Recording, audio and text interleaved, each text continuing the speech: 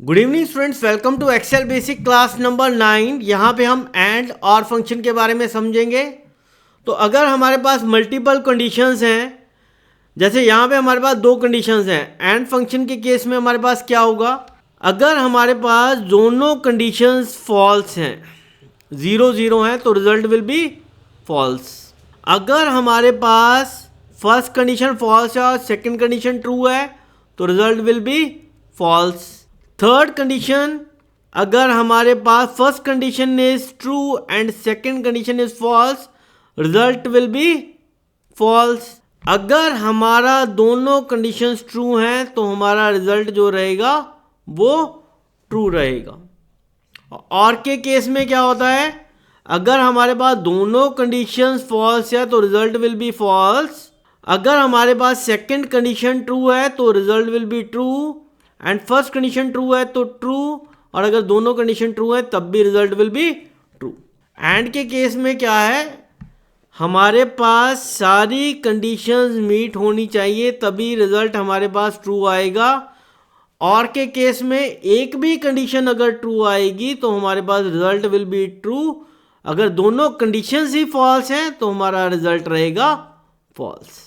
तो यहाँ पे हम इस फंक्शन को लगा के देख लेते हैं, इक्वल टू एंड।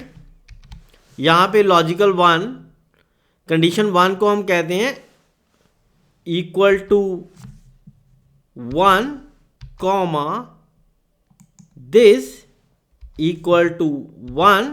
तो फर्स्ट कंडीशन हमारी 0 0 वाली, तो यहाँ पे क्या हमारा A2 इक्वल टू 1 है? नहीं। क्या हमारा B2 इक्वल टू 1 है? नहीं। तो हमारे पास रिजल्ट क्या आएगा? विल बी फॉल्स, क्योंकि दोनों कंडीशंस हमारी फॉल्स है। तो सेकंड केस में हमने यही, अगर फॉर्मूले को हम देखेंगे, इज A3 0 इक्वल टू 1? नहीं, false. Is 1 equal to 1 true? ये second case.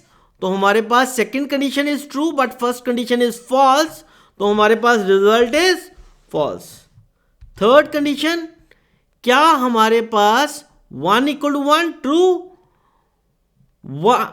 0 equal to 1 false, तो हमारा third condition this is true and false, तो हमारे पास result is false. Fourth condition is, क्या हमारे पास 1 इक्वल टू 1 ट्रू है? Second is B5 is equal to 1, 1 equal to 1 true है, तो हमारे पास रिजल्ट इज ट्रू। दोनों कंडीशंस जो हैं हमारी ट्रू हैं। इसी तरीके से हम और फंक्शन का यहां पे यूज करेंगे, इक्वल टू और।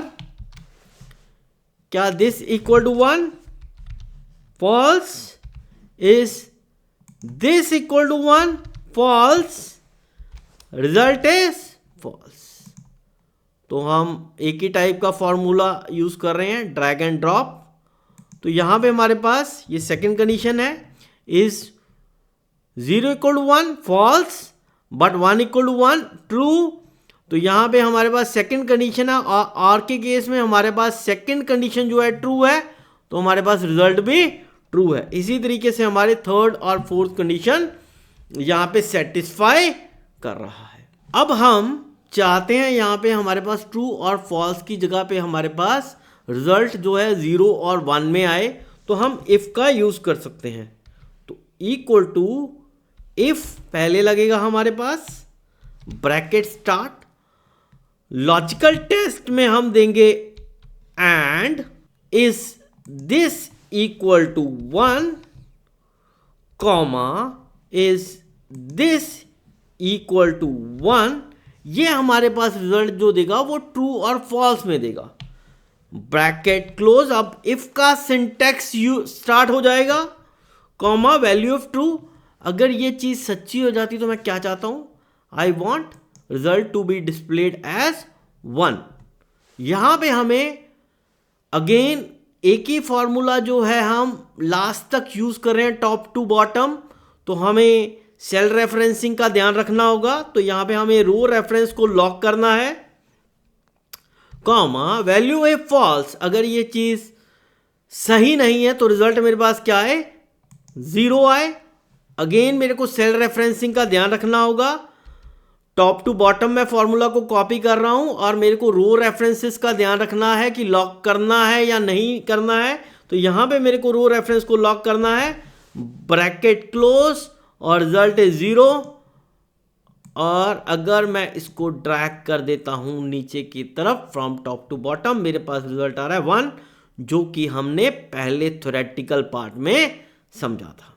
अब यूज ऑफ इफ विद और function, same equal to if का सिंटेक्स पहले आएगा, लॉजिकल टेस्ट और bracket start is this equal to 1, comma is this equal to 1, bracket close.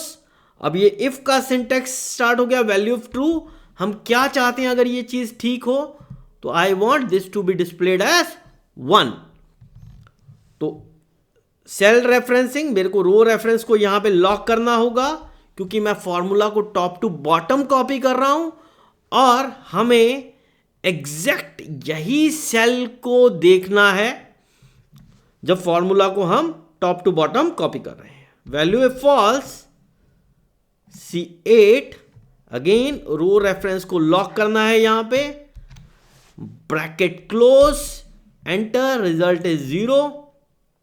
And जब हम फॉर्मूला को ड्रैग करेंगे हमारे पास रिजल्ट एग्जैक्टली सेम आ गया है जो हमने नीचे डिस्कस किया था।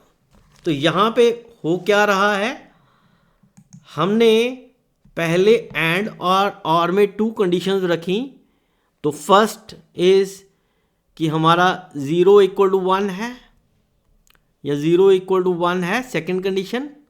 तो third condition is 0 equal, second condition is 0 is equal to 1, 1 is equal to 1, 1 is equal to 1, comma 0 equal to 1 and 1 equal to 1 and 1 equal to. ये हमने कंडीशंस डाली हैं। तो कंडीशन क्या है, 0 इक्वल टू 1 हमें क्या जनरेट करेगा, false mean 0 and false, and result end में क्या होगा, फॉल्स होगा। सेकंड केस में हमारे पास false comma true is equal to false and के केस में, और true false and result will be false in and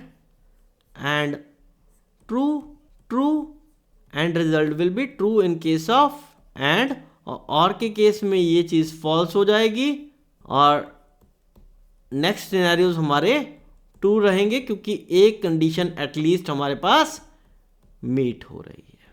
तो होप आपको एंड और फंक्शन की यहाँ पे क्लैरिटी आ गई होगी। Thank you.